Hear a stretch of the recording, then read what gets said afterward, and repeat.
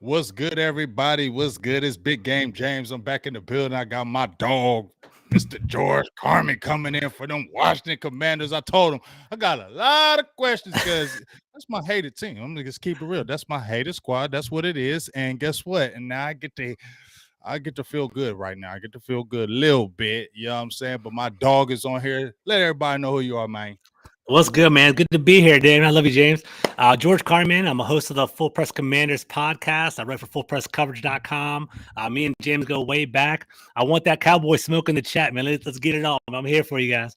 What's up, Hawk? What's Man. up? What's good, everybody? Make sure y'all give them the smoke because when they come in, I think they like you a lot, and they just be trying to be easy on. Yeah, them they're all Commanders. pretty nice to me. I'm not gonna lie. I love it. Yeah, that's they cool. be nice to you. Feel me? Respect, But when I you like know what I'm it. saying, when them Philly dude, when my dog Joe get up in here, they be going ham on Joe. You know what I'm saying? Because them Eagles, they talk a lot. The Eagles do talk too. Yeah, they talk a whole feel bunch, me? man. They talk Yeah, a I feel whole you, man. bunch. You feel me? Yeah, You been chill. You a chill Commanders, Washington Skins, wherever the hell it is. I know, Let's man. talk about it, dog. Let me just jump in right now because I already was looking at the schedule. Not talking about the last game of the year, but y'all have 4 games, bro. And I hadn't seen this a long time. Tell me, but 2 back-to-back games playing the same team. You have a tie, then you have a loss, then you come back and you have the straight games where you have the San Francisco and then this big loss with Carson Wentz. Oh my gosh! I was there for that too, man. It was ugly. We talk about all that. Yeah. Talk to me about this. I mean, it's a complete fallout, man. I'm sure. I don't know if you guys are catching over in Dallas right now, or wherever you guys are at. It's like a funeral here in DC, man. We came in there about a month ago, sitting in the 6th seed. We had like a 70% chance of making the playoffs. Everything was looking good, man. All we had to do was win one of the 2 games against the Giants and sit there at a 60% chance of getting into the playoffs, and we just completely fell on our face. What ended up happening was for about 3 games, Taylor Heineke, Taylor Heineke has been on point. Early in the season, we were 5-1 with him. We were looking pretty solid. We were the hottest team in the league at one point. And then over a 3-week period, we were 0-2-1. We couldn't score more than 20 points per game. And Riverboat Ron, man, he rolled the dice and he missed, man. He basically was like, you know what? Carson Wentz, he could potentially put a spark in our team. We can potentially give that high upside. James, you and I talked about it earlier. James, I'm gonna pull up a tree from back in the day. I was like, we got a quarterback week 1. I was pretty hype about it. You're like, no, you don't. I told you what he was, though. He said, no, you did not. You said, no, you did not. You told me. You called it out. So you're right, man. So what ended up happening, man? So Carson Wentz, one of the ugliest games I've ever seen in my life. And, if you guys are following this whole chat, I'll put a little, I have a tweet that went viral. It was basically like, I sit row 10 right behind the end zone, screen pass. Carson Wentz couldn't even, it was an inaccurate pass right into the ground. So Carson Wentz imploded. Over the past month, 2 years in a row, we basically are sitting there in playoff position. We end the year going winless. And realistically, man, we'll talk about the game here, but it's not looking good this week either. And it's saying Riverboat Ron, man, there's blood in the water for him in DC, and people aren't really happy with him at all.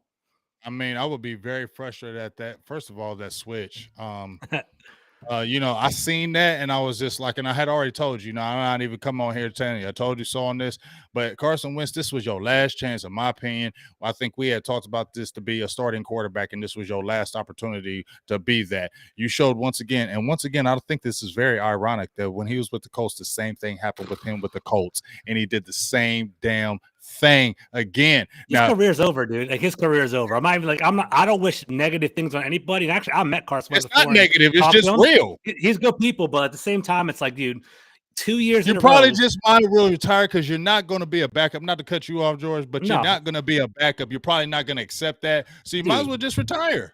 100%, man. So basically, for 2 years in a row, 2 different franchises trusted you to get them into the playoffs over 2, man. The Colts, you let them down. Commanders, you let them down. We traded away 2 third-round picks for them. I actually put a poll up on Twitter. I got some pretty good traction on it, too. I basically asked the fans, I said, do you think Carson Wentz will ever take a snap as a starter in the NFL again? I got 920 votes on my Twitter feed. 90% said no. They don't think him as a starter anymore. And, people in the chat, I wonder how y'all feel too, but I don't think he's ever going to be a starter again, for real. No, I like I said, when he left the Eagles, the way he left, I think the way he left the Eagles, that's what rung bells to me, because when, I'm going to go back to the beginning of his career just right quick, George, if I could. Just when because Dallas was looking at him too. Dallas was looking at him I with didn't know Dak that. Okay. Prescott. Yeah, Okay. Dallas was looking at him because they had them at the Senior Bowl, and Carson Wentz turned up. They were looking at Carson Wentz, not saying they were going to draft him, but they were looking because we needed a quarterback. Yeah. The Ezekiel Elliott thing changed, and we could go lower, and then that's when Dak Prescott kind of fell into it. And he had a pretty good bowl game too, but it was Dak Prescott and Carson Wentz, Dak Prescott and Carson Wentz, and we on our side was saying, yeah, okay, Carson Wentz, we ain't saying he's sorry, but he ain't got what Dak got. Yeah, he doesn't. And eventually, y'all gonna see it. Oh no, Carson Wentz, Carson. No, he ain't. No, he ain't. And then I want to talk to you about Dax on this show too. I don't know how you feel about that. Now we'll get there in a second, but real quick though, James, I want to give a shout out to my boy Yam. Yam's in Japan right now. Yam basically in Japan, really watching us right now. So good looks on that. That's what's up. Oh, let me get that up. I'm getting that up. Yeah, my boy Yam. He's always, it's the morning time for him right now. So good morning, Yam. Good to see you, bro. Good morning, Yam. Shout out to you, dog. Out from Japan. You doing this live and watching this live in Japan? That's what's up. I'm feeling that's real dope, good. Right? It's real cool. That's super dope. I'm feeling real good about that. I'm gonna keep that up there probably for about 5 minutes, Yam. So that's my boy. Yam's always in me out. Yeah, I'm a support, man. Yeah, I'm gonna keep you in there. So let's keep it popping. So, like I said, the Carson Wentz thing happened. Did you, when that switch happened from Heineke to Carson Wentz, how did you feel about the switch? Did you agree with it? Were you like, no? Man, for real, honestly, like I'll take the L on it. I thought it would be an upward swing. Like I like Heineke. The whole thing behind putting Carson Wentz into the offense, it wasn't that like he's gonna just throw the ball all over the place. If we're the NFC, we all watch each other, right? The Commanders over the past month, we were winning by running the ball. We had Brian Robinson and Antonio Gibson. We're like, dude, 30 carries a game. We're like, if Carson Wentz can just hand the ball off 20, 30, just like the Colts formula, we're going to hand the ball off. We're going to run with Antonio Gibson, run with Brian Robinson, and occasionally throw the deep ball, right? Like, Carson Wentz play action deep, throw it out. And I don't know if y'all peeped it in Dallas land, man, but dude, third play of the game. First play of the game was the ball into the dirt. Second play was a run.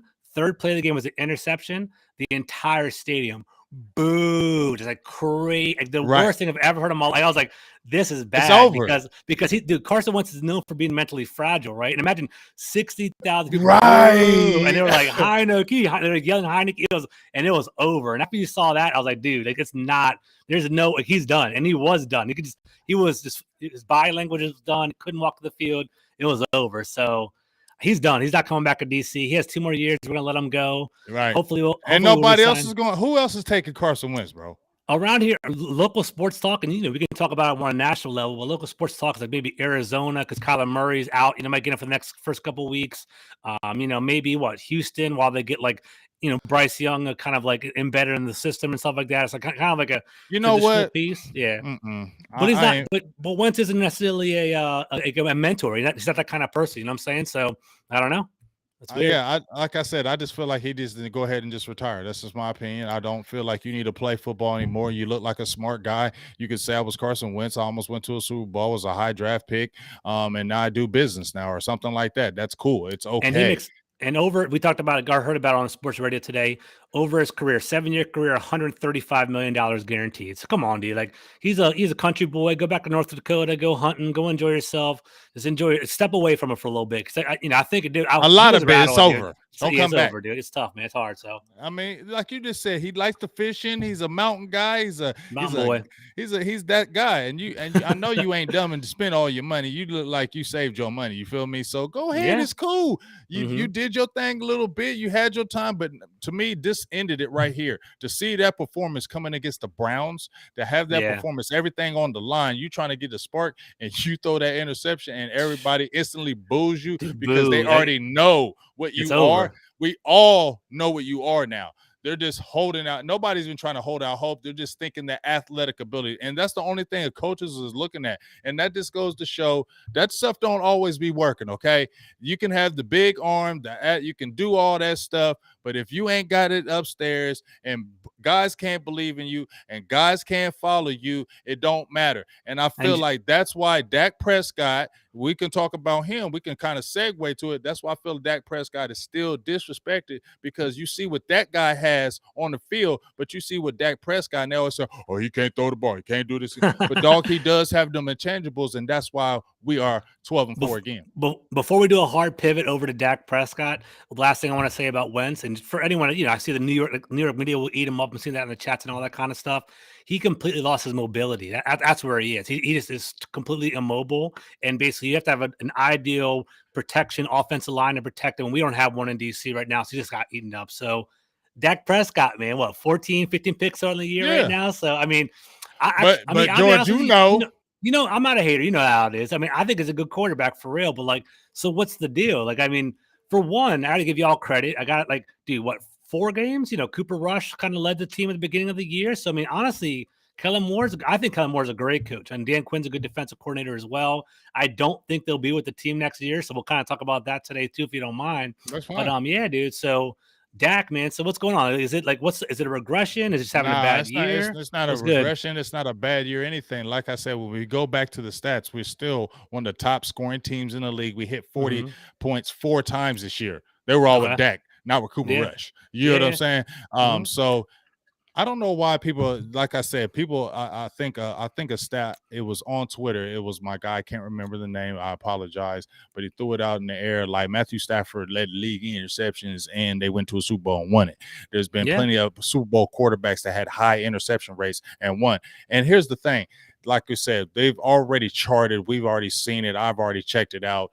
We've already just seen it again. Noah Brown, he's not a number 2, number 3. He's a number 4. He's been our number 3 because Gallup was our number 2 for a little bit. You feel me? Yeah. Gallup's been a letdown, to be honest with you. I mean, yes, it's been a disappointment, but I feel like they rushed him back from his ACL to prove a point. Oh, Gallup is going to be ready by week 4, so we want to show that out there. And it messed him up because you speeded him back. Gallup is not a speedy recovered injury guy. I've seen it in his whole career. He doesn't come back from injuries quickly. So when you rush in an ACL tear, I think that hurt him in the essence. But getting T.Y. Hilton does help. But dude, when you're Hilton's a good ad. It's a great ad. It's funny. You kind of thought he didn't have any juice left, but he's been showing it over the past couple of weeks. He really has. And then I guess, not to get too crazy with it, but would you rather have Hilton or Beckham? I know Beckham was kind of on the talk of the town for a little bit too. I mean right now, Beckham's wild, but at the same time, I don't know. How do you feel about it? I'm gonna keep it real. Right now, I'm with T.Y. Hilton. I want to get him in that end zone. I want him to do his T.Y. Hilton end zone thing. That's what I need to see in the playoffs. T.Y. Hilton doing his T.Y. Hilton thing with the Cowboys. That's what I need to see. Yeah. You feel me? I need to see that on an opposing team too. That's why I'm ready to turn up. But yes, I think it's a better addition because it's less a distraction. Yes, you saw the courtship. You saw the going back and forth. You saw it's all in the media talking about day in and day out. If he got with the team, what do you think it's going to be? Day in and day out. And even though it not be a distraction, it would be, because now that media is going to talk about every day. Oh, what about this, Odell? What about that? You only had 2 catches. You only had this. You only had that. So I like that they pursued him for the fact that they were trying to get better. Yeah, what I'm saying? That's good because it's visible that your owner wants to take it. They see the window and he wants to run through it, right? I think you and I talked about it during the offseason. I think you were telling me you were complaining that the Cowboys weren't being aggressive enough, right, during the offseason, right? So now they're pushing it a little bit. So that's good, yeah. And see sense. That, and I gave the front office their props. You feel me? I'm gonna go ahead and see what I'm saying. I'm gonna go ahead and say that the front office is doing better than I thought they would, and I gave them their props. There's times when I get on them and say we ain't gonna do this, we ain't gonna never do that. But then when they make some moves and change the philosophy a little bit, I have to say, okay, I see something and I'm going to speak on it. So we went and got a defensive tackle and Jonathan Hankins to help us in the middle. He's supposed to be coming back for the playoffs. You had a courtship with Beckham. I don't care about I don't like the off-field stuff, but I'm like, you're trying to go after a weapon that can help this team. Now, even though you didn't get him, y'all still signed a T.Y. Hilton on the low. You feel me? I like that because T.Y. Hilton, he's 33 years old. Why are you hating? T.Y. Hilton ain't played all year. He can come in. He's going to come in fresh. He only played 2 games. That's true. I mean, to be honest with you, I thought he was washed, honestly, but then now he's coming in fresh leg. I mean, he's a veteran. He knows how to run routes. He's one of the better route runners of his time when he was playing pretty well. So he's fine. Who was T.Y. Hilton playing too, though? He was playing with Jacoby Brissett. What kind of quarterbacks was he playing with? Yeah, I mean, he had Luck for a little while, but then what? Then it was Carson Wentz, and then he played Phillip Rivers too, right? But Phillip Rivers was kind of They ain't Get had no. warmed They've been doing up. quarterback round table central over there in Indy. They ain't found. You know what I'm saying? And Yeah. just like Ty is a leader. He came in. He's already. I feel like he's grown that group. And a guy like CD Lamb, right, who's still young in the game, but he's turning up and going crazy. Now you blend a Ty Hilton, who's going to give you that veteran leadership. I've been there. I've done that. Let me show you the way. You already turning up. Let me show you how I can make you better. That's what a CD Lamb needs right now, George, because he don't have that. If he looks to his right, think about this. If he looks to his right, he has an injured Michael Gallup who's not turning up. He has a Noah Brown. He had a third-round draft pick in Jalen Tolbert who can't even see the field. And then you had a guy in James Washington, or I'm going to say it like my dog, Law Nation, James Washington. He don't even get on the field. He got one whole target, and they cut him. Dang. So who does CD Lamb look at?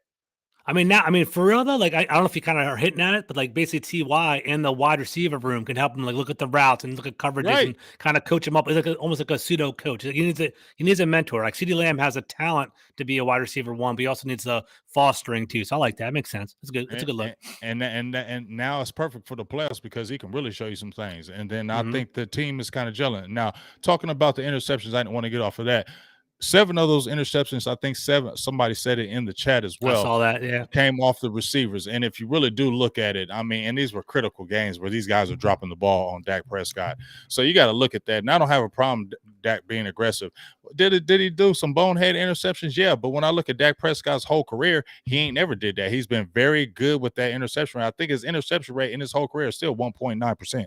So it ain't no crazy percent. He don't throw a lot of interceptions. Dak has always been safe with the ball. So I don't have no problem trying to be a little aggressive because you know what? I seen Tony Romo throwing stupid interceptions all the damn time. So I don't know why people all of a sudden want to jump on Dak and getting all mad about Dak when we see interceptions go lower with Tony Romo at the worst times all the time. Especially I remember in the game with Washington, it was like 2011 or something like that when I was like, man, I'm done with Dallas. I'm done with Romo because he threw a stupid ass interception in the game to basically lose. That was against us 2012, I think. Yeah, we won the division because of it. And because of the division, that was for the thing. And he threw a stupid interception in that game, and basically that's what beat us. You know what I mean? We had the Romo's his MO for a while was basically he couldn't close game. Like it was like, I remember there's a graphic. It was that's like, what it was. 6 or 7 straight years. Like it was like during the when the game time was on line, when I was like you could win the division, when you could take over win in game, he would always lose. Tony Romo was known for that. So I mean, so it's not like people need to chill on that.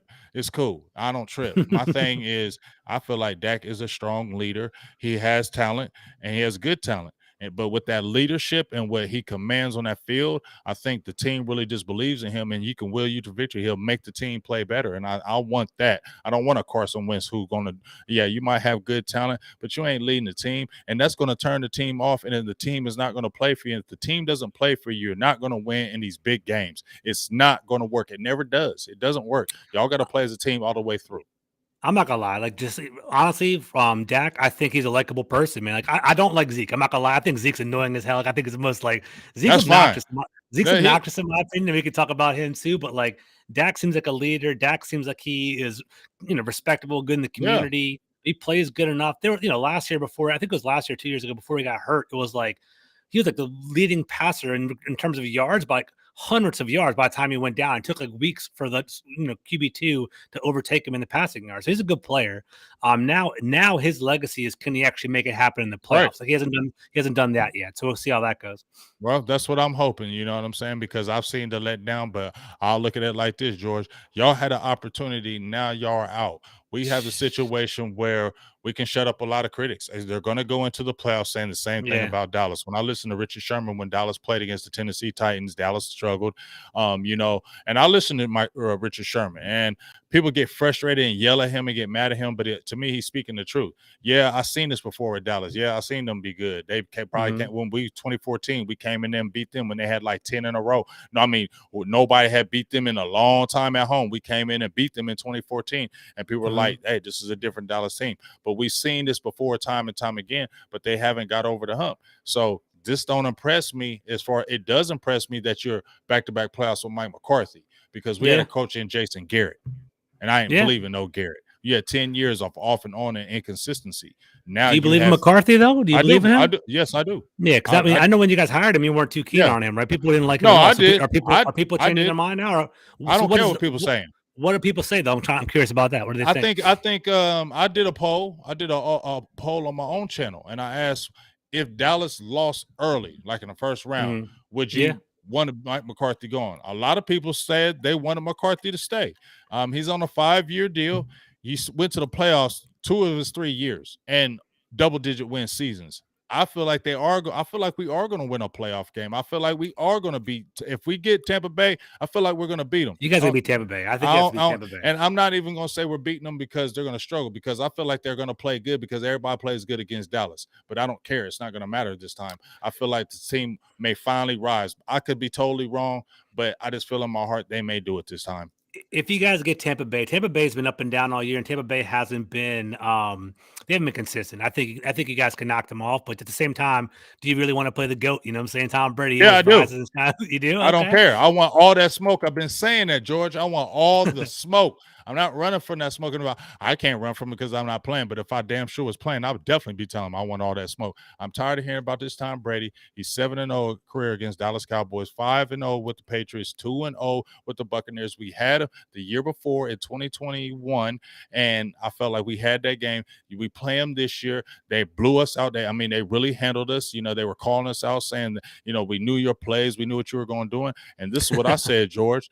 Why wouldn't you, as an offensive coordinator, as a team?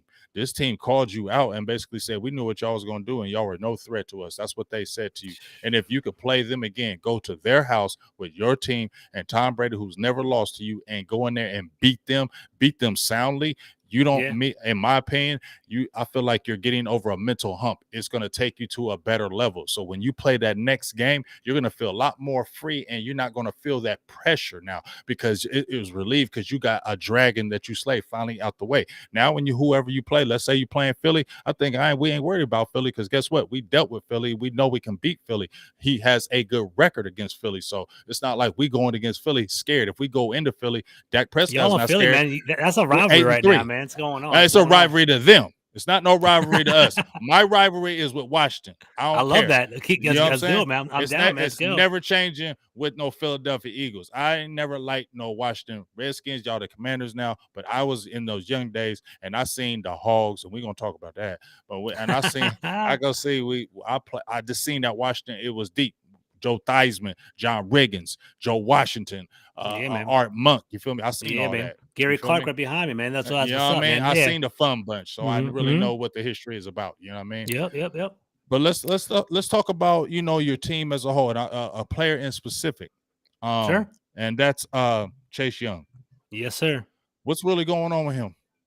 He's on point, man. He's actually, I'm actually happy with him. Let's kind of break it down the whole way, right? So the way it went down with Chase Young is he tore his ACL. I think it was like week 6 or 7 last year. It was a pretty bad ACL tear. There's a meniscus tear there as well. They elected to do reconstructive surgery for him. He's 23. What happened with the surgery is they basically wanted to take a long-term perspective on a long-term view on it.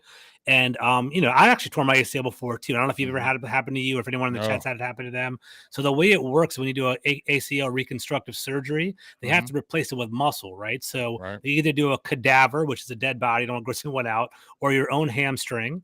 But the newer methods nowadays is actually grafting from your patella tendon on your other side, right? So he hurt his right knee. They grafted muscle on his left knee to kind of fix his right knee up. So it's kind of like a double rehab, and it kind of really dragged it out. He was eligible to play again on October 31st. He was allowed to start playing again. But honestly, man, I don't want to put him out there, but, sports, that little yip and that, like, overcoming things, he basically was in his own head. He was like, you know what? Like, I don't know if I'm ready to get back on the field. He basically was really cautious. He was very overly cautious, and he wasn't afraid to kind of let loose.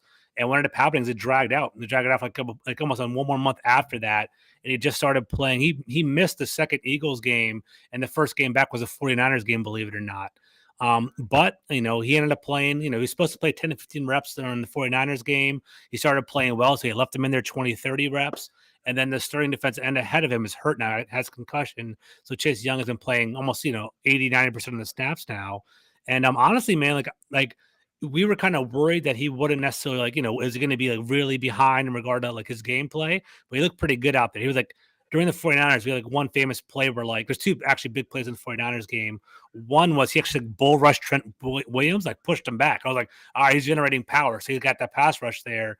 And then another play was Christian McCaffrey was kind of running a sweep, but like watching the offensive line, and Chase Young ran him down from behind. So like the athlete's there and the size is there, but next year is when he really gonna start shining again. Like he might get a sack or so. He's there. He's not someone to gloss over, but he's still rehabbing, coming back. So basically you're still excited for him in the future with the team. Yeah, I don't like. I've seen the chat over here. I think Jose said drafting Chase Young over Justin Herbert, one of the dumbest moves ever. It may be, man. Like it was tricky. Like, and I'll kind of touch on that too. Like for the Cowboy fans that don't follow the team so much, that's our owner. You guys have Jerry Jones, and he's your owner doing your own thing. Dan Snyder overreaching, bro. So like, I don't know if y'all know the history, but Dwayne Haskins, God bless him, rest in peace. He basically went to a Potomac high school called Bullis around here, which is like 10 minutes away from my house. Bullis is where Dan Snyder's son went to school. So Dan Snyder watched Dwayne Haskins play high school ball, and he kind of rooted for him and kind of like he was a friend of his son's and so on and so forth. So what ended up happening is when he came in the draft, like our coaches were like, yo, Dwayne Haskins is like a third round talent. Like he shouldn't be a first round pick. But Dan Snyder's like, draft him. So Dan Snyder basically drafted Dwayne Haskins. So we had him on our team.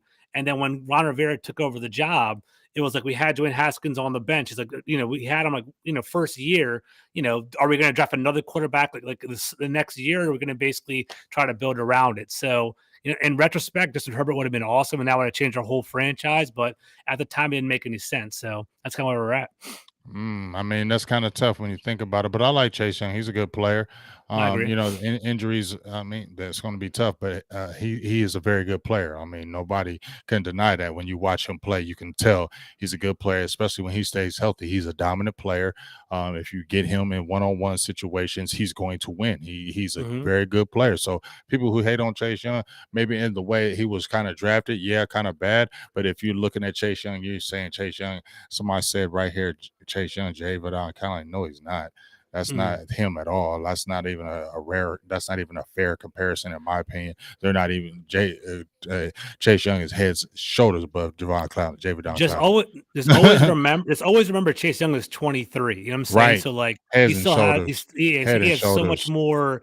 Like he has so much more trajectory still. Like he could have had a rough start to his year, but the same thing is, I'll be honest with you, man. Like we all got like comfortable with him not being here. Like it was so long. We're like, Right.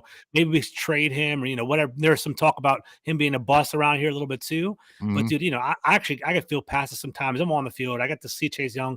He is a tower, dude. He's a physical specimen. It's like if it actually clicks for him, he's gonna dominate, man. He's gonna dominate. He's gonna dominate. So I think we're gonna do a fifth year option for him. I think it's coming up this offseason. I think we're gonna sign him, and I think. Yep.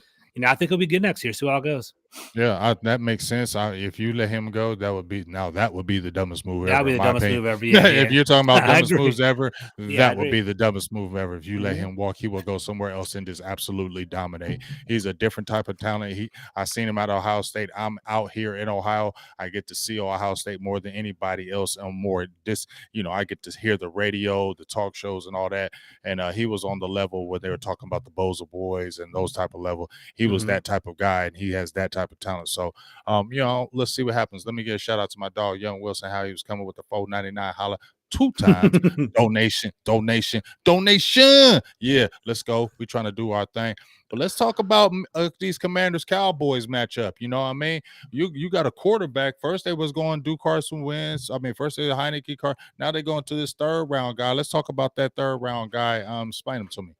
Yeah, man. So basically, it's been up and down all year. So it's funny. So to put it out there, I don't know if you guys know, but Sam Howell is the only quarterback in Washington that's under contract for next year. Carson Wentz, Carson Wentz has a 2-year contract left. But we're not going to.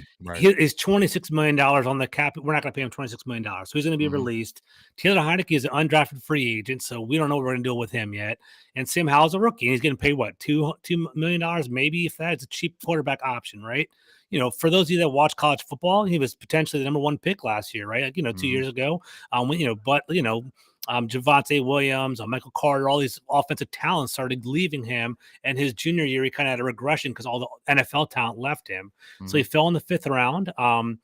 Honestly, he had like a up and down kind of training camp. Like he has the physical tools. Like he throws in anticipation. He has some zip with the ball. He's actually pretty dense. It's funny. I might be like it's funny on the Cowboys show, but if you actually kind of follow some of his like pre-draft comps, they kind of refer to him as a Dak Prescott, kind of like that build, right? Like he does run the ball. He had 800 yards and 11 touchdowns his last year at UNC, so he's pretty mobile. But the fact of the matter is he has a lot of like physical talent, but he's not refined. Like his footwork is kind of poor, and UNC is more of a one read option kind of offense. It's like either a read option, one little throw, or you kind of some vert routes. So he's going to play. I think he's going to struggle, to be honest with you, because I think it's a lot of uphill. Like you follow football, dude. All the people in the chat follow football too. Right. When you're the 3rd string quarterback during the middle of the year, you barely get to get any reps because you're trying to prep that first team quarterback. Maybe the backup quarterback gets like 20 reps per practice to kind of get them warmed up.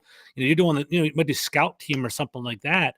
Going into this game, he even said it. He's like, I've barely thrown the ball to Terry McLaurin. I've barely thrown the ball to Curtis Samuel. This is the real first week that I've done it before. So it's going to be it's going to be wild. We're going to see how he actually does. I think we're really excited because this is where Washington's at big picture, right? It's like we want him to do well because if he does well, potentially could start next year for us. But if he doesn't do well, potentially we could draft in the 1st round, or maybe trade up or something like that. Like we're QB hunting already, so that's kind of where we're at. So hopefully he shows something. Well, we're gonna see. Let me get a few shout outs in the time. My dog 808. We got your man Yam from Japan, Jose One and Done Cowboys as they keep on coming through. Like I said, my dog Young Wilson. Shout out to my boy right here, Rev Wevel 95. Appreciate you. $5 holla. Keep up the great work, BGJ. I try. I try my hardest to try to do the thing. But how do you feel about this matchup? So you starting it, you say you think he might struggle a little bit. You got a little bit of a running game because Robinson's kind of been turned up. He's a big back that, in my opinion, he might give us problems because I'm still seeing our way. We have problems with the run game.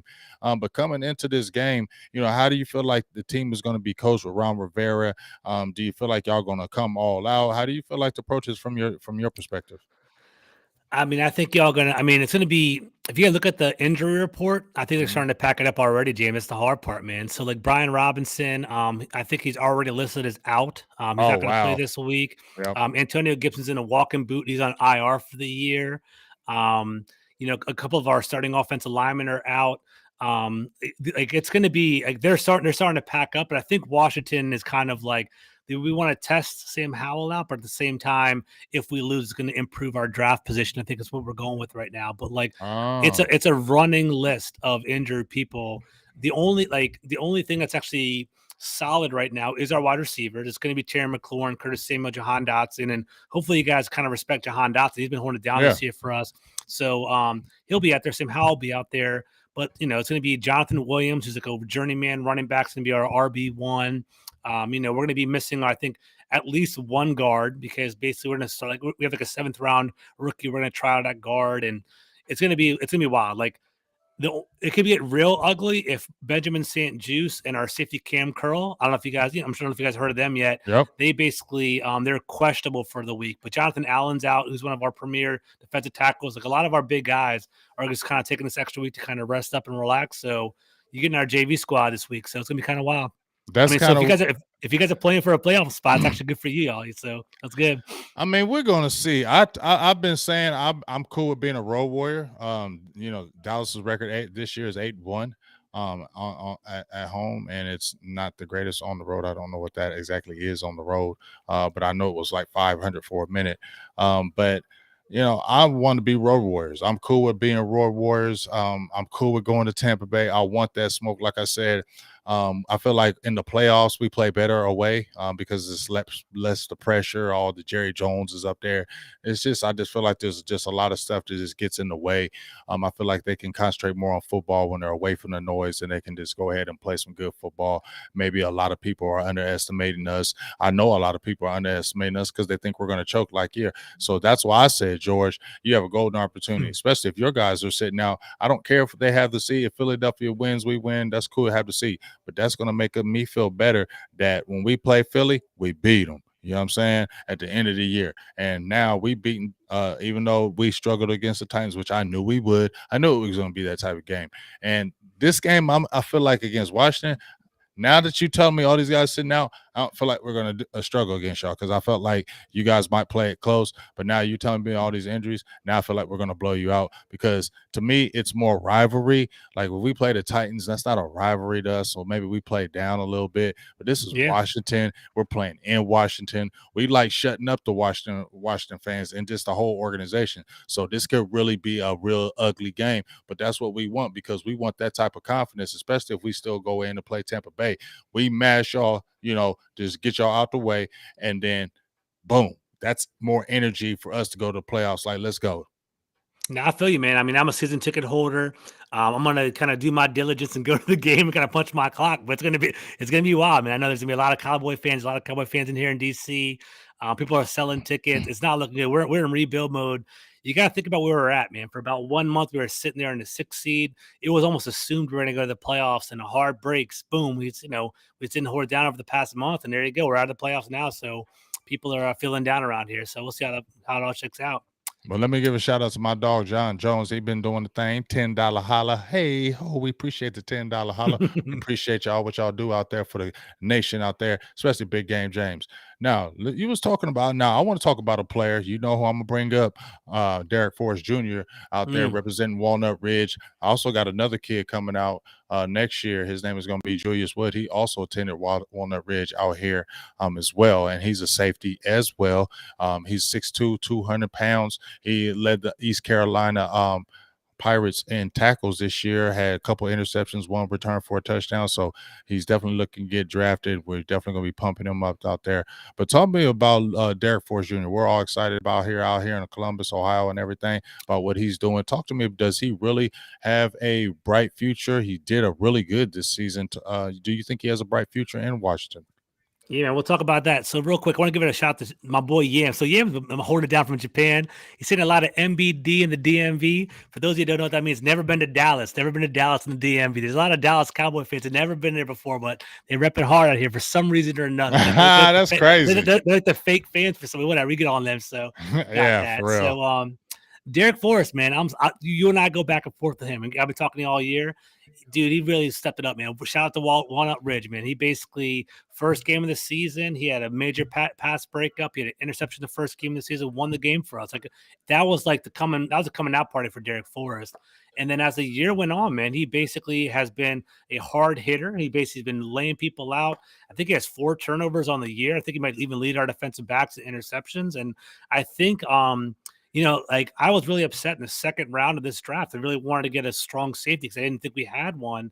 And I really wanted Jaquan Brisker from Penn State, if you guys know what I'm talking about. I really wanted him. Yep. And we ended up getting a defensive tackle to kind of potentially replace Deron Payne. And I was like, damn, I don't know if we're down with this, but Forrest and Cameron Curl, our other safety, they've been working in tandem and doing a very, very good job, man. Honestly, Derek Forrest, if he keeps playing like this, I wouldn't be surprised if he gets another contract and he starts, becoming a centerpiece of our defense. He's not a problem at all. And I think he's starting to become people are starting to be, they're into him, man. They're basically trying to buy jerseys around it. People are buying Derek Forrest jerseys, and he's holding it down in DC. He's becoming a fan favorite, and rightfully so. He's holding it down, man. Hey, we definitely like that because you know what? We play a lot of safety roles with the Dan Quinn defense. You got 3 safeties in Donovan Wilson, J-Ron Curse. I'm slipping my other head. Who's my other safety right now? Popping my head. Somebody tell me in the chat. I don't know. I'm just thinking. Neil, we got, right? Chuck Neil? No, Malik Hooker. Okay, So we got those. Yeah. We got 3 of those, and then we also play Mukamu. He's a second-year player. So and Marquise Bell. They play different safeties, and they play a 3 safety rotation, especially if they want to do that. In DC. You know what I mean? That quote unquote big nickel. So I definitely hope he continues to shine. I like how he played this year. Shout out to him, and we'll see what happens with Washington. But I'm gonna go ahead and let you take care of that question. $5 holler for my guy Rev Rebel, who's always donating. We definitely appreciate what you do. But go ahead and take that question right there, George. Do you think the future of the quarterback of the Commanders is in this year's draft or this offseason in free agency? And is Ron Rivera on the hot seat?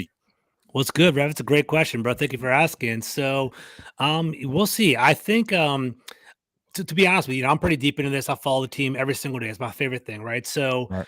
I think the talk is Sam Howell is not ready. Like I think that's what Right. everyone's really saying. They're like, you know what? We like the physical tools. We're intrigued by him, but we don't necessarily want to pass the keys to him. Like that's what this week's all about. If he comes out and plays well, especially against a top 10 Cowboys defense, top 3 passing defense that you guys are at, I think you guys are up there like that too. It's just like we will have more confidence in him, but there's got to be someone else to kind of stay in that like QB room to basically support him and to kind of bring him up because we don't think he's ready to start all 17 next year. There is talk of basically, potentially moving up in the draft. Like, I don't know if you guys are keeping track, but if we lose, we could potentially get all the way up to number 10 if basically people in front of us start dropping. Like, if the Browns win and other people go, we can go all the way up, right? But if we win, we'll go all the way down to 18, 19. So, Oh yeah. realistically, we're rooting, and we want to have a good game, but we want to lose, honestly, right? Right. So basically, if we get up to 10, if it gets up to 10 or 11, like, Anthony Richardson from Florida is on the option, he's on the table. I guess Levis, I guess, another person that's up there as well. Like we could potentially start go QB chasing and kind of go after that. But it's weird, man. So the second part of your question was, is Ron Rivera on the hot seat? Hell yeah, he is. But the problem is the Commanders are for sale. Like I don't know if Right. I'll give you some some deep stuff, right? So Commanders on sale. They're basically there are rumors around here. Like, are they going to sell the team outright, like 100%, or is it going to be partial sales? He's gone, right? Because I think Right. it's a bidding war right now. There's talk of Commanders selling for $7 billion, and basically, Jeff Bezos of Amazon is like the leading contender to buy the team. So considering that, like big picture, you can't even approve an owner until March 26th for the owners' meetings, right? And we all know this, right? We all watch football. The coaches, like day after Super Bowl, they're being hired, man. They're being like, Sean Payton, people are talking about him and Harbaugh and all those guys. They're going to be flying off the shelf. So Dan Snyder's not going to pay. Like the way it works in the NFL is if you fire somebody, you're paying them and then paying someone else. Is Dan Snyder really going to sell the team and then pay $14 million to Ron Rivera while he fires them and hires the new staff? It's not going to happen. So it's like Washington's kind of sitting like in a lame duck situation where it's like, we have to wait till March and we can't get a coaching staff at that point. So I think Ron Rivera is going to run it back, and that might not be like, I don't hate Ron Rivera. I just think he's kind of like dated and like he's like a culture guy, but he's not an X and O's kind of guy. He can bring the team together, but he's not going to scheme it up. So I don't necessarily like that. And then the final part, I know I'm kind of going off on it, but No, go ahead, keep going. But Taylor Heineke, right? So Taylor Heineke, he's a free agent. He has a cult following in DC that we call the Heineke Hive. Like people like love Heineke around here, and I like him. I think he's a good, serviceable QB too, and I think we should keep him in the locker room. The problem is, man, like he has a Tim Tebow effect. He's like a celebrity backup around here in DC, and it's like if like I told you, man, like play 3, Carson Wentz throws it pick, boo, the whole crowd's going crazy. They're rooting for Heineke, and it's like, is that a healthy thing for a rookie or any veteran that we get next year? So like, I don't know. It might be smart to have a fresh slate. So we'll see, man. I don't know. We'll see how it goes. I mean, I think they should keep to get a rookie. You think so? Why do you say that? Like, I like Heineke. I'm being real. I like Heineke. I just like him too, he got some moxie. I know he's not really a starter, but he's a guy that you should always keep on your team because maybe your guy gets hurt. Maybe you need a guy that needs to rally the team and can come in and get everybody hyped for 3 or 4 games to wait your guy to come right back. That's the kind of quarterback I feel like you need, especially as a backup, especially if he accepts it and is cool with it. And if he's a cold hero and everybody's messing with him, he accepts it.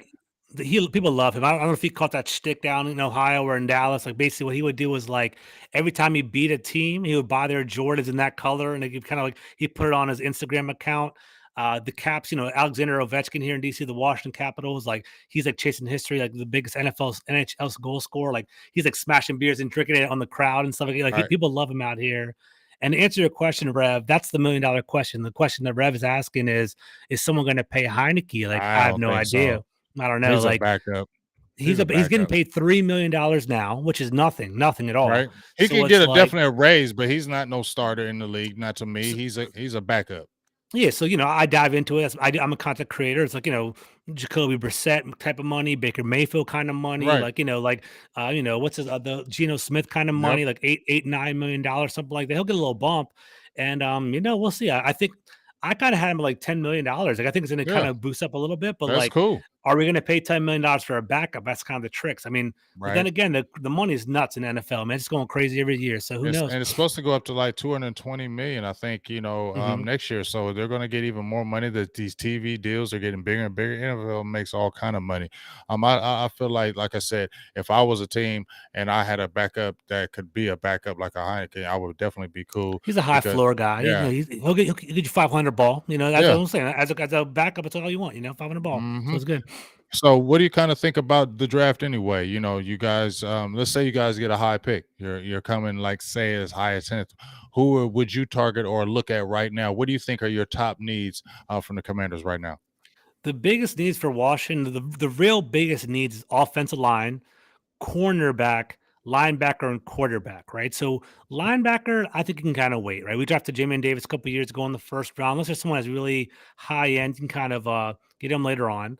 The biggest need for our team is offensive line. We couldn't even do anything this year because our offensive line was so bad. But like, if there isn't a premier tackle that's there, like you can get a guard in the second or third round, in my opinion. That kind of wait on that.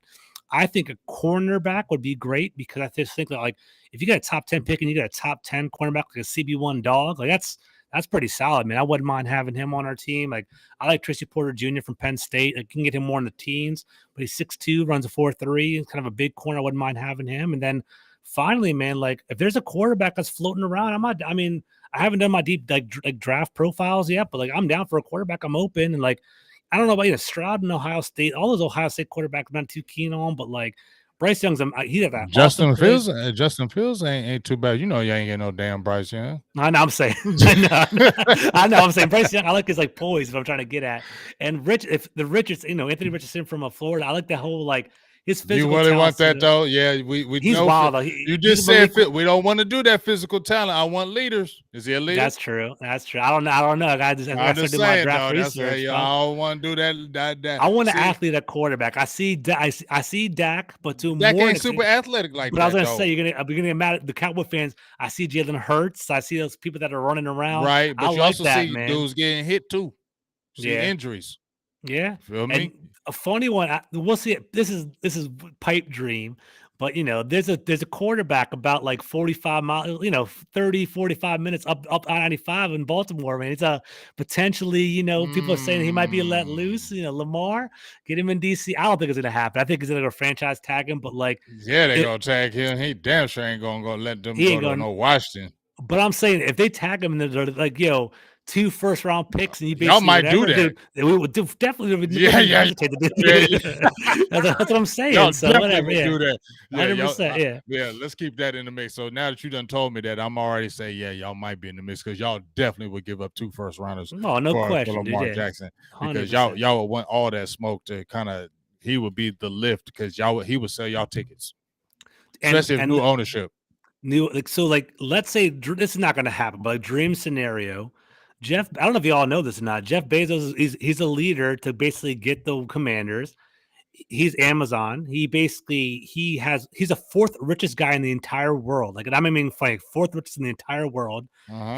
He wants to buy the team, and if he wants to buy the team, no one's going to outbid him. Nope. Part of his ownership group is Jay-Z. I don't know if you guys caught that yet either. Hell no. So it's like if we get Jeff Bezos, the fourth richest guy in the world, you got Jay-Z, who's like the entertainment person, who's like, kind of looking at all the entertainment, the sales and stuff like that. And you bring Lamar over to DC. Crazy. I mean, that's not going to happen, but like, dude, that's the 1, 2, 3 home run. That's perfect right there. That actually works out. I mean, But, you never know in the see. NFL no more. You know what I'm saying? I'm not going to sit there and say it's not going to happen. It will happen because I've seen things that we wouldn't think will happen do happen. And if a team it gets aggressive enough or say we want this, I've seen teams say we don't care. I've seen Deshaun Watson get that first guaranteed contract, dog. Like we seen it. So and James, we know.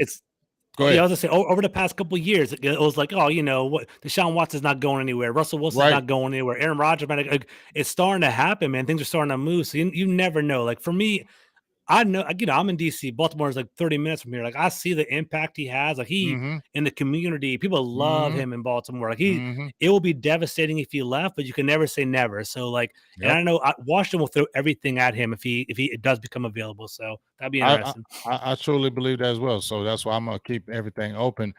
Teams are willing to give up things and to try to feel like a player can make a difference. You know what I'm saying? So Hmm. as we get ready to close here, I really appreciate you jumping on here, big dog. You know, talking Of about the course, bro. Commanders. So we feeling like Cowboys gonna stomp y'all. I like saying that Cowboys gonna stop y'all. Y'all kind of taking it off. We like that, and especially coming into Washington. But let's talk about this pig thing, man. I'm not letting you go out talking about this pig. The Washington Ah, Commanders, bro. The Washington Commanders. Your mascot is a pig. so I want to hear y'all in the chat. Give me some feedback in the chat. I've Tell me, seen it talk to me in the before. chat. Talk to me in the chat because Blow it I up in the heard it. chat. I I want to see heard. all this. I I mean, it's like. all I good. heard. I'll Like, take the smoke. You're not gonna please, hurt y'all my give. feelings. Yes, I'm a tough yes, guy. yes. I'm a Please content creator. I got give this. him. Yes, give Give him me the the hell. smoke. But it's like, What the hell? Y'all have a man, you pig? so you know how it is, right? So basically, you know the history, the Hogs, right? Yeah. The But that 1980s, should early never be a 90s, mascot. the offensive line. They basically so for people that don't know, let me educate you, right? We basically have five people, five offensive linemen, a tight end, and an awesome running back, John Riggins. They were basically the Hogs. They basically were like known for being nasty and running you in the ground and not afraid to get dirty and stuff like that. So they were the Hogs, right? And that was our nickname. And basically, they had a fan vote. They were like, which route should we go with this? It started off from like very broad and kind of narrowed down. And it was like, at first it was like, do you want a superhero? Do you want a dog? Do you want a hog? And do you want all these other things? It got down to dog and hog were the top two, believe it or not. And basically, like one of them was like a German Shepherd. Imagine like a commander in the army with a German Shepherd right next to you, or the hog because they're trying to like adhere to like the older fan base. Because like this big picture, our fan base is splintered right now because it's like we have like the new generations. Like, I grew up in the past 20 years. Washington sucked, man. To be honest, Washington hasn't been great for 20 years. So it's like, let's try to have a new era. But there's some people that are like, I remember the 1980s and 1970s. I want to maintain that tradition. So it's like a Mm-hmm. Frankenstein kind of product right now. It's like we have that new Commanders, but like let's do the whole hog things in the back. And it's like I knew it. I knew I'm seeing Miss Piggy in the chat and all this I stuff over mean, here. Emma yeah, because laughing my ass off. To Maddie, I seen all this stuff over here. I feel you. Like I'm with you. And like I guess the intention is to kind of like get kids involved and stuff like that. I mean, we'll see how it goes, but it's like I don't know, man. It's like no, it doesn't. I No, want it. I want I'm that glad y'all did it. intimidation factor. Right. I don't want Ain't to be nobody. cute. You know what I'm I'm saying? Yeah. laughing at it and the way the pig looks. I mean, come on, dog. Like And a I big heard old belly. I heard somebody say in the chat who gave me my boy Rev said Washington Warhogs. Now, if you had like a hog, like with the snout and just look more Yeah, like aggressive. nasty as hell. Yeah, like Yeah, an Arkansas then Razorback and stuff yeah, like like that. the Yeah, that kind of Razorback stuff. type hog. Then because them motherfuckers is aggressive. Crispy So yeah, bacon. you know what I mean. So that's cool. But dog, my thing is this. I seen them. I seen the hogs. I seen the offensive line. I watched John Riggins. I watched that. But that should never be a mascot. That should just keep it what it is for the fans. The fans should be able to say, the pigs with a hog, but not should be the mascot as a piggy. So let me catch all this stuff in the chat. Dude, chat. I want to hear honest feedback for real. So like, dude, I got some pretty good access with my coverage, right? So I got to go to this branding event. Jason Wright's our president, and he was talking about why they picked the Commanders and why they made our jerseys and all that stuff. And he was like, there's like a segment of the famous that wanted to be named the Hogs or like Red Hogs. They wanted to go that route. But when they actually rolled it out and they pulled people, like it pulled very poorly with women. Like do women want to wear pigs on their outfits and pigs on their shirts? Like it's not a good look. And women didn't necessarily like it. So like that's where it came down to. And there's so many like weird things, like, you got a big old hog, and there's some nasty innuendos you could do and stuff like that. So I don't know, man. So it's wild. I mean, that's the word I'm living with, man. So that's what's going on right now. So they wanted to be more innocent. That was too aggressive for the ladies, huh? Yeah, it's too aggressive for the ladies, I guess, right? Too I don't aggressive. know, man. So they had to go with the piggy. That's what's up. I love it. I'm glad They're y'all trying to be some pig. cute, I guess, man. I So I don't mean, know. but let's talk about a serious subject because I ain't gonna lie, this frustrated me. Now, the Dallas Mavericks just unveiled a statue with Dirk Nowitzki, and that was the real statue. They got him back in his trademark fade away with the one leg. Yeah, it was We all gorgeous. know, They did the Nike shoes on him to the right, authentic, whatever. right, The hyper dunks or whatever that this right. actual shoe that I was wearing. It was awesome. That's Yeah. what you're supposed to do. Somebody who Yeah. played with your squad and did that. And I'm gonna tell you what, I was very disappointed in Daniel Snyder with that Sean Taylor thing. Like, I and was there, man. I was there for the yeah, unveiling. I have video of it and I all want you that. to talk to me about that. Just your own opinions, whatever it is. Now, I'm not gonna whatever, but just from my perspective, Sean Taylor meant a lot to me. I didn't know him, but I don't care. It just Dude, everybody felt like you know him. so like, well, my mic's going out. Give me 1 second. Hold on. Yeah, you got my mic. So this hoodie, right? I guess like the Sean Taylor, like the memorial hoodie. I was actually at the event, and I got the hoodie on right now, and like it was a cool event. I'm not gonna lie. I went in there, and it was vibes, man. Like they had a Mhm, Taylor store, and they mhm, basically were selling all of these 21 stuff. I have all this gear. He's my favorite player of all time. I love Sean Taylor. That's my boy. mhm, It was cool. I walked in there, like Clinton Portis is walking around, Ryan Clark's walking around, a whole bunch of guys, mhm, you walking around. mhm. It was a good vibe, and it was like Okay. everyone was ready for it. The crowd was pumped up. It was all good. You go to like this, like they have the concourse, right? You basically walk around the main concourse, and one of the end zones is section 133, and like they Mhm, call it Legends Plaza. So like you walk out, and that's where they play the band before the game. It's like cool vibe, like $5 beers. It's all that. It's real cool now. I actually like it a lot. But like right in front of there, they basically have the Sean Taylor Memorial, and like they had a cover with a red tarp, and they had all these different TVs and around it, and the TVs are still there, which is pretty cool. But you walked in, and they like they were talking all week. They were like they they were calling it the installation, the installation, the installation. But like the fan base was like, I can't wait to see the statue, the statue, the statue. And then like I guess there's a misunderstanding in my mind. I thought it was gonna be straight bronze, like dope. I don't want cussing here the show. no, Dope thoughts on it. dope ass statue. Like I go to Baltimore, they have that Ray Lewis where he's kicking up and doing the whole thing. Right, It's right. sick, dude. It's awesome. I thought we are gonna have an awesome Sean Taylor statue, but then you go in there and they have the jersey, they got the helmet, whatever, but like it's on like a little wire rack, and like, it looks kind of like people saying it looks like a Bloomingdale's, like like display. It wasn't, the actual podium is dope. It's actually like a cool little like hologram, and they shoot up, and there's lights, and and it's actually really cool. Like around there's like TV screens, and what they did is they actually went around the DMV, like DC, Maryland, Virginia, and interviewed people, and it's like them talking about Sean Taylor and what they meant to them. So that's cool, but the actual like statue, that's lame, man. It's whack. They messed up on that. Like you own a $7 billion franchise, man. Drop a lot of money on a statue, especially someone that's that important. Like he's the one, man, and like and I don't know. It's like I guess the one thing they're saying is that like they wanted to keep it kind of light because they're going to move stadiums pretty soon and make a better statue later on. But like every time they try to honor him, they always drop the ball. Like I don't know if you caught it early. I always Yeah, will, yeah. like they basically have a Sean Taylor Road now around the stadium. Mhm, And basically, like they took a picture of Sean Taylor Road, and it was like him and like, it was his dad and his family, his and daughters. I took a picture of it, but like porter potties were like behind the actual sign, so it was like it wasn't good optics and stuff like that. It's like they're always a step behind. They wanted it. They have good intentions, but it's like the people that are making the decisions are businessmen, but they're not like Washington D.C. fans. You know what I'm saying? They're more like marketers and stuff like that. They're missing something every single time. So that's what it comes down to. So yeah, it's fine. that's very frustrating, man, because just like you said, I mean, you can't have all that Clinton Portis and all those guys, Yeah, and you have that because, I mean, nobody's looking at that's personable. Like Sean Taylor was personable to us. I mean, he was to me. I don't care about no Washington, nothing. Sean Taylor was just like a personal player. I loved him. Like I didn't care about he played with Washington. I was like, he is a dog. Like dude. Yeah, he was just a different player. He was different. Like everybody remembers Sean Taylor, dog. Like there ain't nobody who ever watched football don't know about Sean Taylor. And I don't know nobody. He was a different player even to this day. To this day, dude, he's he's still different. 6'3", 240 pound I safety that watched could him run since around like high run a four school. three. He could play any position he wanted to, man. He had to play free Any. safety. He was He awesome, was dude. different. He was different, man. He was. I wore 21 in high school because of that guy, man. He was I different. love him, my favorite player of all time, and it's Yeah, like, I'm gonna and I say think he's my top five players of all time.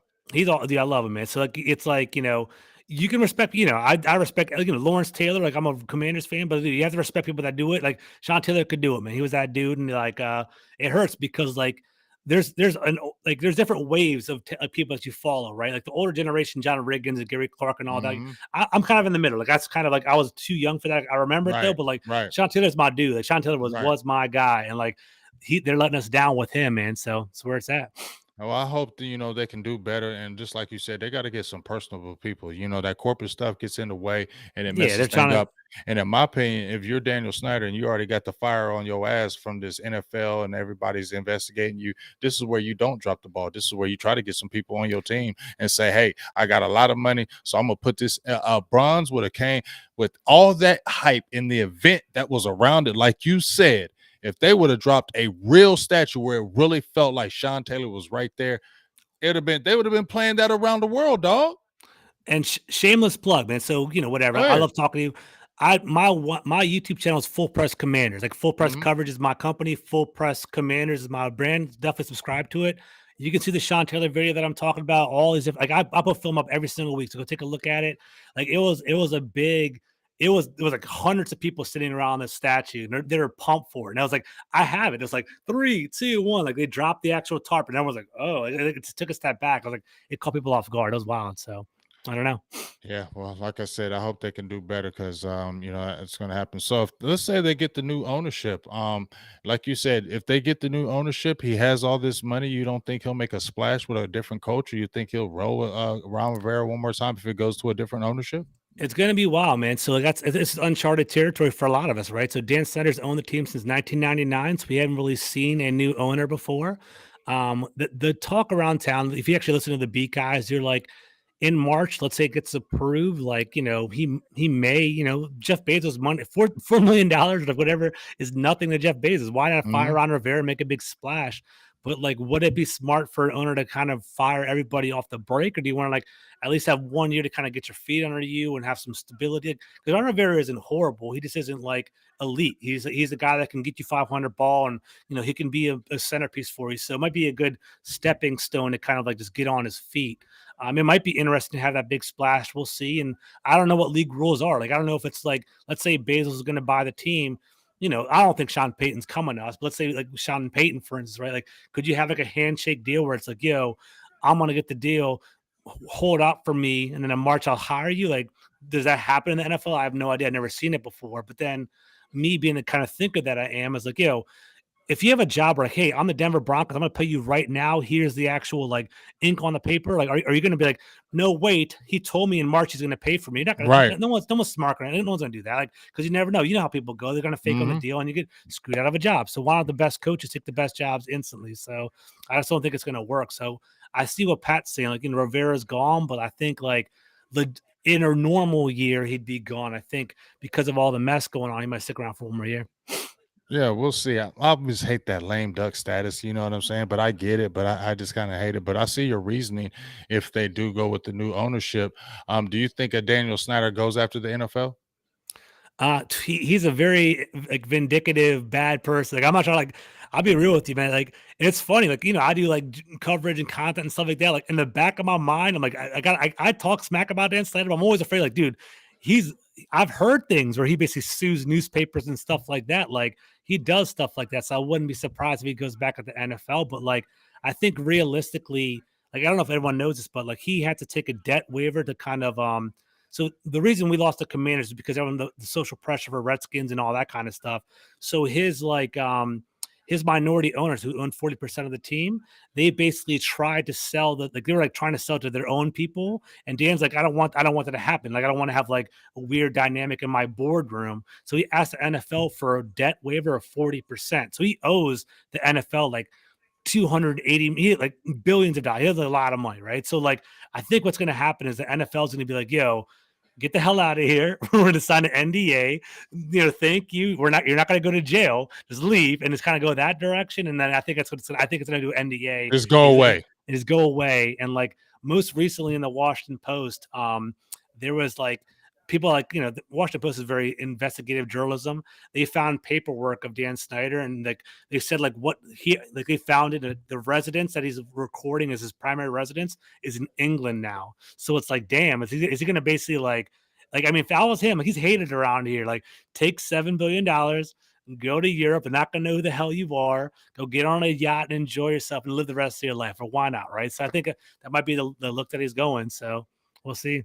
That's going to be very interesting. I'm interested to see how this That's our all Super pans out. Bowl. That's our Super Bowl, dude. For like you guys want this. You want Week 18. We want Dan Slater That's gone. then that's what's Yeah, crazy because yeah, Jerry ain't never leaving. You know what I'm saying? And yeah, even if yeah, he and whenever he does go, Steven's taking over, yeah. and they didn't already said ain't nobody. We ain't never giving up to Dallas Cowboys. They've already clearly stated it. We are That's a never ever brand. giving up It's a to Jones Cowboys. brand. It's gonna be there for That's the the rest of your Jones life. brand. They are. Yeah, That's why I don't talk about that no more. You feel me, George? Like I yeah. don't even bring that up any longer. I don't sit there and say, "Oh, we need a new owner."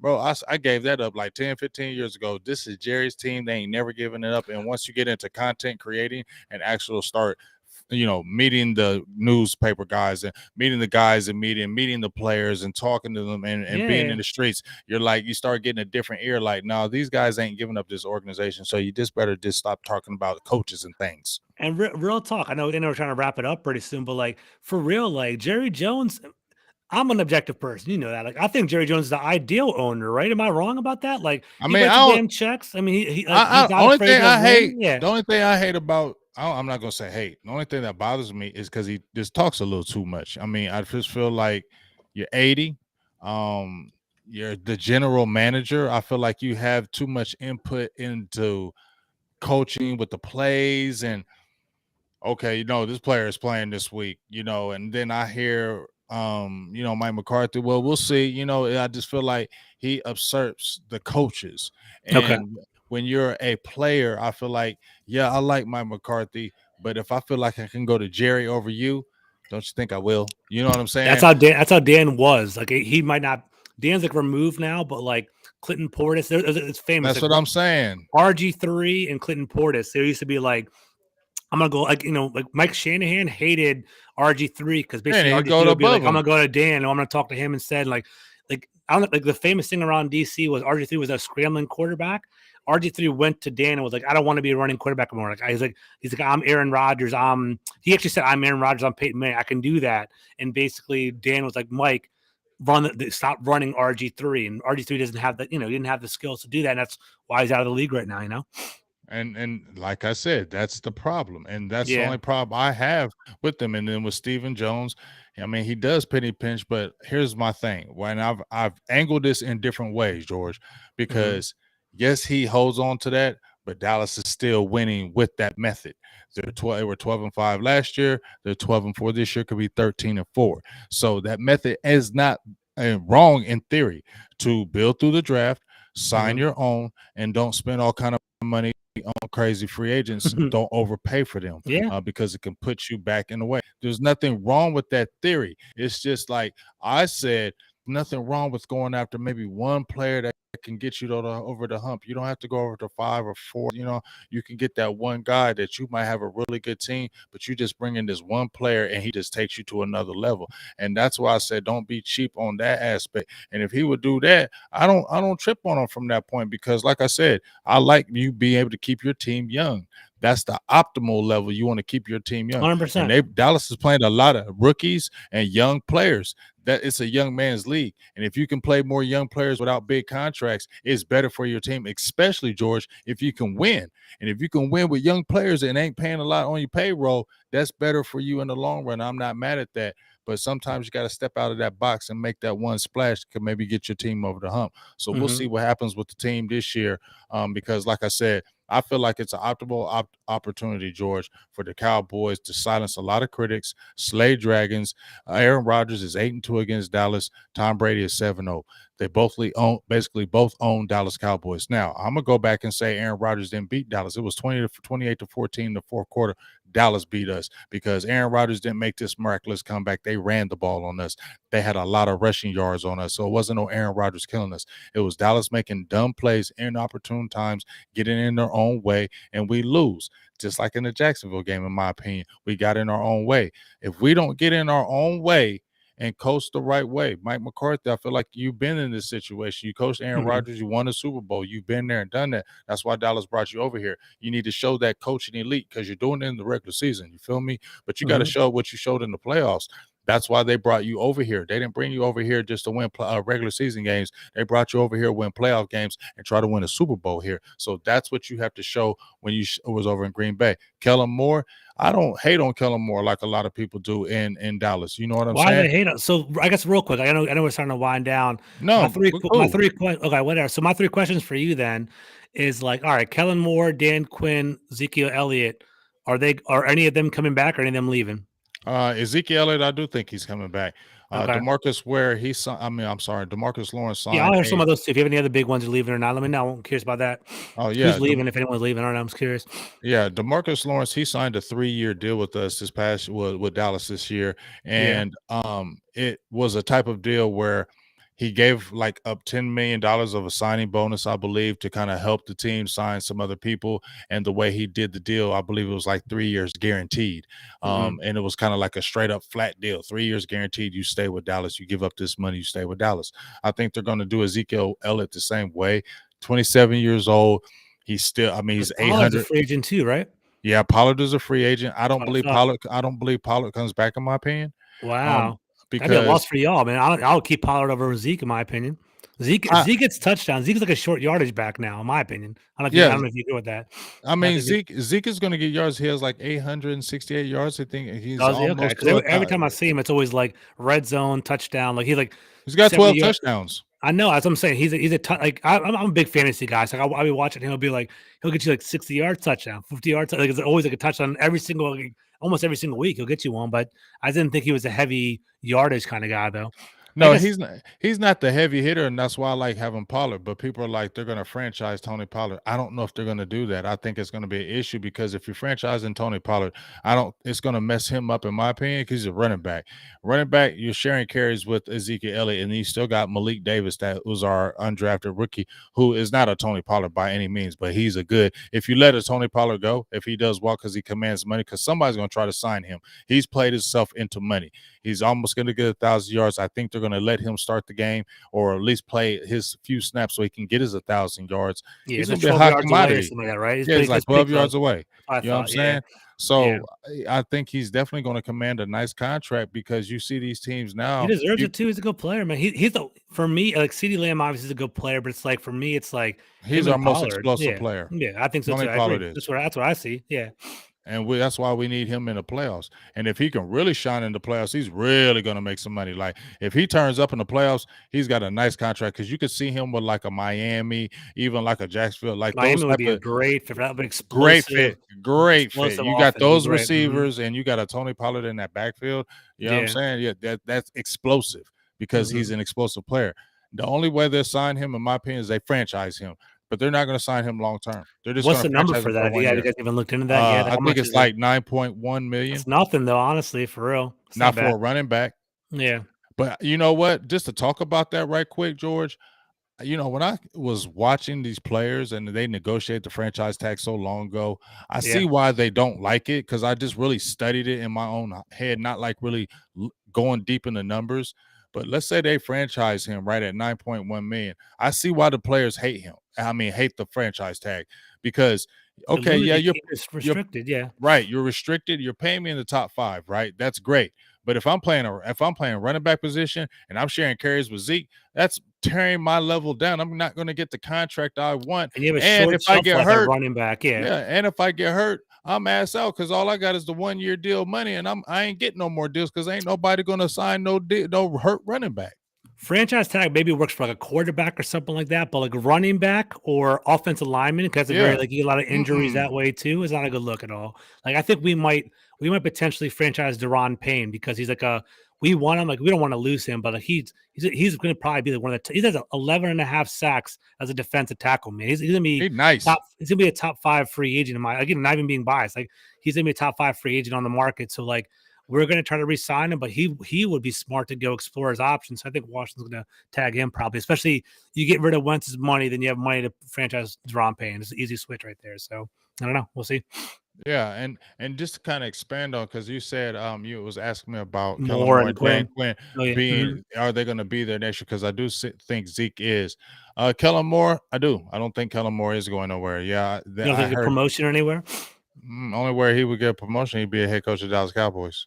You think so? I mean, They won't let him go. I said that when they hired him, they were trying to put him in waiting like they did Jason Garrett. I can see That's that. why that's Mhm. why they That liked him wouldn't be so a good much. look. I wouldn't like that. I think I like him. I think he's pretty damn smart, to be honest. I think he's one of the I don't more want him as the head coach of the Dallas Cowboys. why, is that a leader? Like is that, like, Yeah, I don't think he powerful in is. that regard, I guess? I don't know. I don't think he is. Okay. I Okay. like you as a coordinator, you're not as a head coach. Don't do There are that. people that are like that. So there's some people that are A great lot of offensive people coach. hate him. Yeah, that's what I'm saying. Let him go, Antonio. I'm seeing that right Mhm. now. Yeah. A lot of people are saying let Yeah. him go. He Yeah. don't bother me because here's the thing. They say Kellen Moore don't run the ball. We're like fifth. I don't know the new numbers because I didn't check, but I knew consistently we've been top 5 in rushing attempts. We have a top 10, top 5 rushing offense. You Mhm. had 2 running backs that could potentially still, really, if they turned up and go crazy in this Washington game, have 1,000 yards. Dallas has never had 2 running backs have 1,000 yards It's in no rare. season ever. Yeah. So when they're saying we don't run the ball, yes, they do. It's just the inopportune times or the running plays he's calling. But when you also, here's the thing though, George, that they don't look at, and this is just the truth. When you look at the offense, you're been shuffling the offensive line all season. Now you have Tyron Smith, who has been your left tackle for 10 years. Forever. Yeah. And now he's playing right tackle because of injuries, because Terrence Steele. You got Mhm. Jason Peters, who's now your 40-year-old, who maybe gets significant snaps. You don't know if you're going to play him at tackle or at guard. So you get what I'm saying? That in cohesion has to do with guys missing their blocks, not hitting the hole. It affects the running game. So it's not just the running backs not doing their job or they're getting older. The offensive line has to be in cohesion and be able to run that ball. And if it's not in cohesion, they struggle. Just look at Tennessee. Tennessee is a good rushing defense. They have like the top 10, top Yeah. 5. They're like Great number defensive 2. tackles. I forget his name now. Yeah, he's really But good. he was out. Jeffrey Simmons was out. Yeah, Jeffrey They Simmons. There you go. yeah, they had a lot of guys that were out. But because you don't have the cohesion on that offensive line, they get the penetration and guys are getting stopped. We only average like 2 yards a carry. So that's Mhm. what has to be a factor to me. That's going to be a key factor in the game. Let's say we play Tampa Bay or anybody, that's going to be a key factor is our offensive line and our defensive line. We get Jonathan, we need beef up front to stop their run game, and Dallas needs to be able to run the ball to be Mhm. successful in the playoffs. There Period. you go. Makes sense, man. So we'll see. But dog, I really appreciate you jumping on here, man. I thank you. You know, I was like, man, I was looking like, hold up, we played at Washington. I gotta get my dog George on here because it was getting close to the end of the week. And Yeah, man. I was like, no, we got to do this. So I really appreciate you giving me all the intel. You love how you break down the intel, especially when you're talking about the Daniel Snyder situation. You gave me a lot of good stuff that I'm gonna like kind of read on my own because there's a lot of good nuggets and a lot of good tidbits about where they're headed. Because you guys are in our division, and like I said, in my opinion, you're my hated rival and you're my rival. So I always kind of want to That's know. how I feel too, bro. You know what I'm 100%, saying? man. I Yeah, always man. want to know what's going on what's going on with y'all, so I can kind of keep a buzz. Let me give a shout out to the $2 holler right I here, see that. from DC for X for life, triple X. How about them Cowboys? $2 holler. Enjoying to listen to BGJ. We appreciate you out there in them streets. You know how we try to do, try to make it hot. But let everybody know your handle. You said you how you do your full court. Just I don't know it all, so just explain I everything. got you, Let man. Of everybody know course. where they can find you, big dog. Of course. So first of all, thank you for having me, man. I appreciate you, James. If all the listeners on here, me and James had no prep at all, man. It's 100% freestyle. Just talking Yeah, it out. And that's that's how how you're we do supposed it. to do it, man. It's barbershop talk. Have a good time with football. I love it, man. So thank you for having me. So I work for Full Press Coverage, which is they do national, NBA, NFL, all that kind of stuff. So Full Press Coverage is my big brand, but I'm the Full Press Commander. So if you guys ever go on YouTube, definitely follow me. It doesn't cost you a damn thing. It'd really help me out a lot. I've been lucky. I've been getting field passes to the games a lot this year, so I might get some like on-field video of like Ezekiel Elliott and Dak Prescott. Like, definitely check out the YouTube site. Hell yeah. Follow me on there. At Carmi21 is my Twitter handle. I'm also Full Press Commander Twitter handle too. This is my main. I'm on here all the time. I love talking football. Me and James are boys. Me and Philly Eagle fans are boys too. We're gonna be talking draft, all this stuff Draft. all year long, man. So we'll be around. So hit me up. I love talking shop. I'm not biased, so hit me up, man. I'm down to talk, man. So thank you, James. Yeah, man. Because like I said, when we were doing our mock drafts this past season, and we had a good time. And me and Joe were just talking like we hit on a lot. I mean, I felt like we were kind of thorough with that, and we hit on some players this year, and I know you did too. So people really jump back in here when we get on that draft. George is going to be on here with, again, we're going to be doing the mock drafts again, and we're going to just be going through draft picks, who's going to potentially get drafted between our teams. So it's going to be a lot of good information that you guys are going to want, and really jump on it, because we're really going to go devil into it, break it down, and I think you guys are going to really like it. So as I said before, man, please go out there and support my dog George Carmi. I really appreciate it, because I got two guys. I'm still trying to find this New York guy. I thought it was going to be ruined, but I got to find a New York guy out here in these streets that I can bang and talk with, because I got two thoroughbreds in the street, and my dog George and my dog Joe, they go hard in the paint. They get thorough information. I love We need a listening to it. Giants guy. We don't have a Giants guy. Yeah, You we gotta need a find one. Giants guy out here, man, because it's only Yeah. right. You feel me? To get the whole the Voltron, get it going. You know what I'm saying? But like I agree, bro. said, man, please support these guys. They give real thorough, real information. Please go on that field and get that good camera work, because I'm definitely going to get it on there and show everybody what it's doing, 100%, because bro. there's nothing like that when you can see it on the field, especially with a good camera. It's nothing like that. It's so much better than what you can do. So for myself, Big Game James, my dog George Carmi, we're going to be talking to you soon.